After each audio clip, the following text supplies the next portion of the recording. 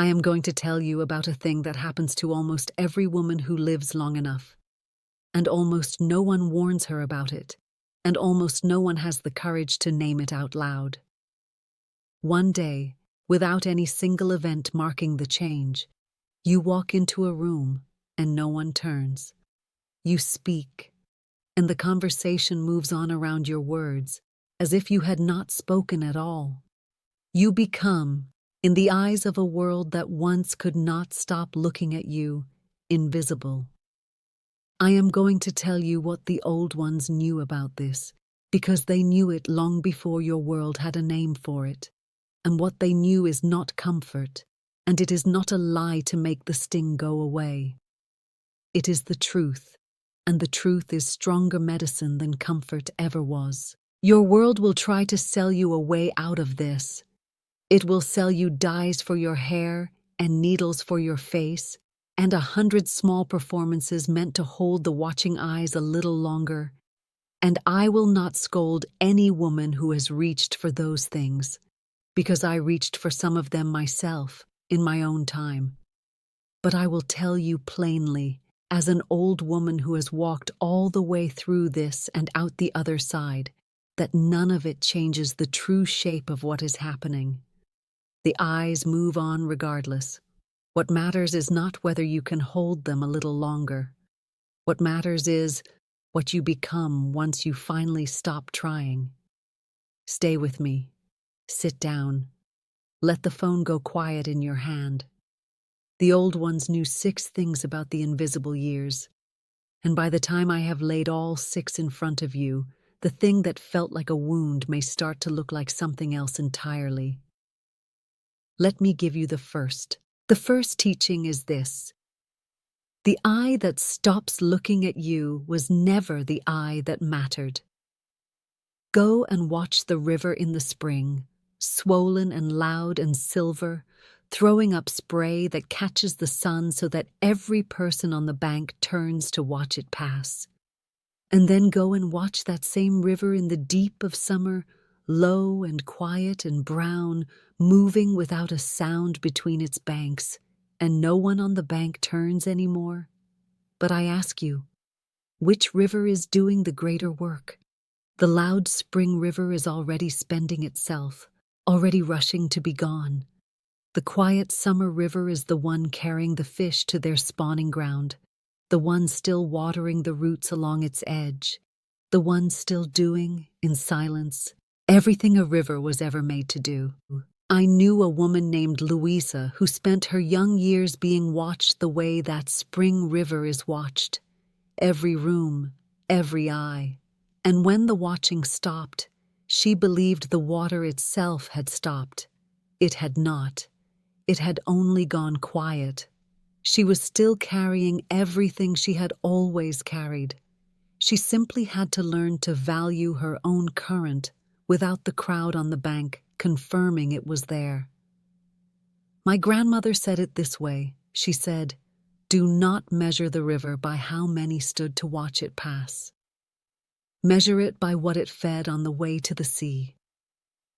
The eye that stopped looking at you was only ever a visitor on the bank. It was never the water. The second teaching is about the kind of seeing that replaces the kind you lost. The old ones knew the owl. In the daylight, the owl sits nearly invisible, feathers the color of old bark, folded so still against the tree that a person can walk beneath her and never once look up, but wait for the dark to come down and watch what happens. The owl who vanished into the daylight becomes the one creature in the whole forest who can see everything moving in the black. Her invisibility in the day is the very price of her sight at night. She did not lose her power when the light left her. She traded one kind of seeing for another, and the second kind sees farther. I knew a woman named Ruth who mourned, for a long while, the years when every eye had followed her. And then, in the years no one looked at her anymore, she found she could see things she had never been able to see before, when she herself was the thing being watched. She could see who in a room was hurting and hiding it. She could see which young woman needed a kind word before that young woman knew she needed it. She had traded the daylight for the dark and found she had become at last the owl who sees everything. My grandfather had a saying for this. He said, "When they stop watching you, that is when you finally get to watch everything else." The gift was hidden inside the loss the whole time. Now, before I give you the third teaching, stay right here. Do not walk away. The next ones are the deepest, and the sixth in particular is the one the old ones built their whole lives around. I gathered all of this the long, slow way, over more winters than I can count, and I set it down so it would not die with me. But that can wait. Right now, stay with me. Let me keep going. The third teaching is for every woman who was ever told that her worth was measured by how many eyes were on her. Look at the turquoise stone, the way my grandmother wore it, and her grandmother before her. The stone does not glitter and throw light the way a young, hard jewel does. It holds its color quietly, the same blue-green whether the sun is on it or not, whether anyone is looking at it or not. And it is precisely because the turquoise does not need the light to prove what it is, that it was trusted to be carried across a whole lifetime, handed from a grandmother's neck to a granddaughter's, still holding its color 50 years on, long after every hard, glittering, attention-hungry stone had been sold off and forgotten. I knew a woman named Frances who believed, in her young years, that she was worth only what the room's eyes said she was worth on any given night. When the eyes moved on to someone younger, she felt herself go worthless with them. She was wrong. She was the turquoise the whole time, not the glittering stone. Her worth did not need the light. It only needed to be looked at closely enough, by someone patient enough, to see that the color had never once faded. My grandmother's saying for this was simple. She held the stone at her throat and said, "This did not shine for anyone. It only kept its true color. Keep yours, and let the room look where it will." The fourth teaching is one you will need for the years when the invisibility feels less like freedom and more like grief, because it will some days, and I will not lie to you and tell you it will not. The old ones did not pretend that loss does not hurt. They knew the grief of the invisible years is real grief, and it deserves to be mourned honestly, the way you would mourn any true loss, and not rushed past with a brave face pasted over it. But they also knew that grief has a season, the way winter has a season, and that a woman who allows herself to grieve the watching she has lost will come out the other side of that grief lighter than the woman who refuses to feel it at all and instead spends the rest of her life pretending the loss never happened. I knew a woman named Dorothy who refused her own grief for 20 years, dying and painting and performing the visibility she had lost, exhausting herself trying to make the world look again. It was her daughter, finally, who said to her gently, "Mother, you are allowed to miss it. You do not have to fight it forever." And the day Dorothy finally sat down and let herself weep for the young woman every eye once followed was the day she finally became free to be the old woman no eye needed to follow at all. My grandmother said, "Cry for the girl they used to watch. She deserves your tears." And then let her go, so the woman she became can finally sit down. The fifth teaching is a warning about what invisibility, left unattended, can steal from you if you let it. The old ones knew that a woman who believes she has become nothing because the eyes have moved on can begin to act as if she has become nothing and stop speaking her wisdom out loud and stop offering her hard-earned truth to the young, simply because she no longer believes anyone is listening. And this is the real danger, not the invisibility itself, but the silence a woman chooses because of it. Think of the deep well behind an old homestead, covered over and forgotten because no one remembers it holds the sweetest, coldest water in the whole valley. The well did not go dry. It was simply covered, and everyone stopped drinking from it.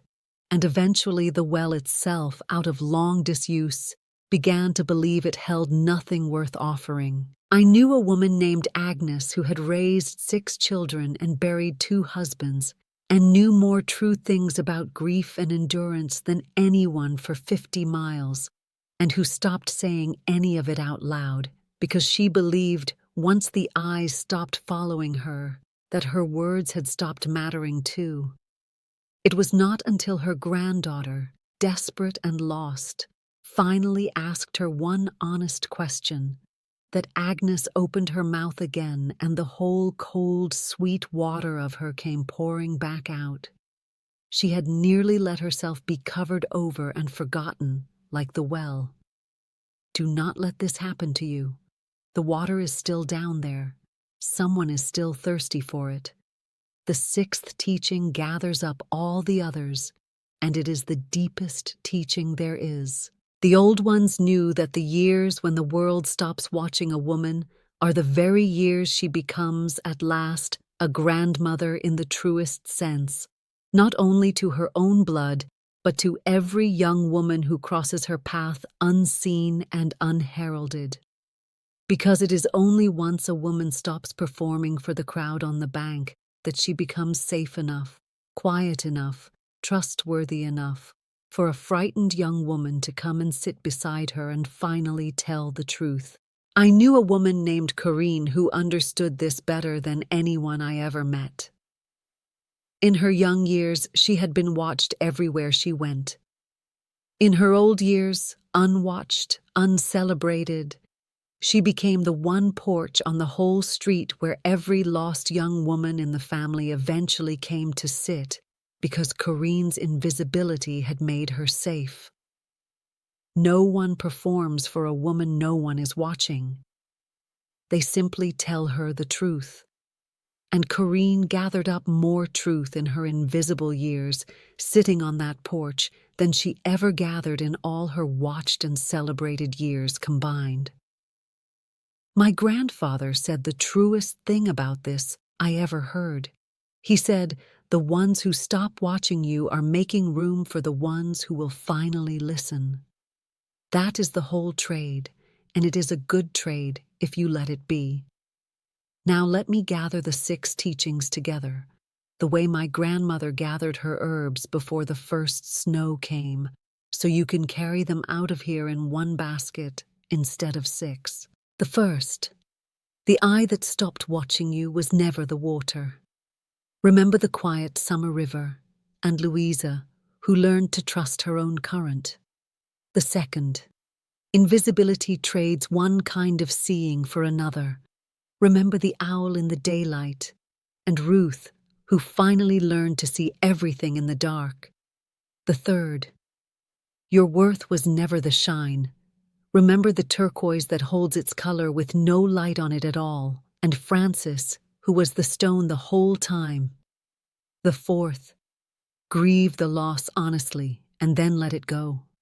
Remember Dorothy, who finally sat down once she let herself weep. The fifth, do not let the covered well believe it holds nothing. Remember Agnes and the cold, sweet water that was still down there the whole time. And the sixth, the unwatched years are the years you finally become safe enough to be trusted with the truth. Remember Corinne's porch and every frightened young woman who finally told her everything. 6 teachings, 1 basket, carry it. Carry. I am an old woman now. For most of my young years I lived for the eyes in the room, and when one day, without any single moment marking the change, the eyes stopped finding me, I grieved it the way you grieve any true loss, and I will not tell you that grief was wrong to feel. But I am not grieving anymore. Somewhere in these quiet years I finally learned what the old ones knew as girls, that the shine was never the substance, that the water goes on doing its true work long after the crowd on the bank has wandered off to watch something newer and louder pass by. That my own porch, unwatched by the wide world, has become the one place where the truth still gets told. So now I sit in these unwatched years, the way you sit at a well you have finally stopped covering over, and I let whoever is thirsty come and drink. When my own time comes, I will meet it the way the river meets the sea, unwatched by any crowd on any bank, and entirely, finally, myself. If any of this reached you, I have gathered 20 of these teachings, the 6 I gave you tonight, and 14 more I did not have time to say, into a small book called The Native Way. 20 teachings, 100 pages.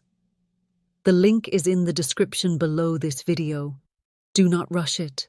Read one, just one, and sit with it overnight and let it do its quiet work while you sleep. Before you go, do one thing for me. Name the woman in your own life who taught you that the invisible years are not the empty years. Say her name in the comments so it is spoken out loud again in this world. And subscribe if you would. Not for me. For yourself. You are part of the people who remember.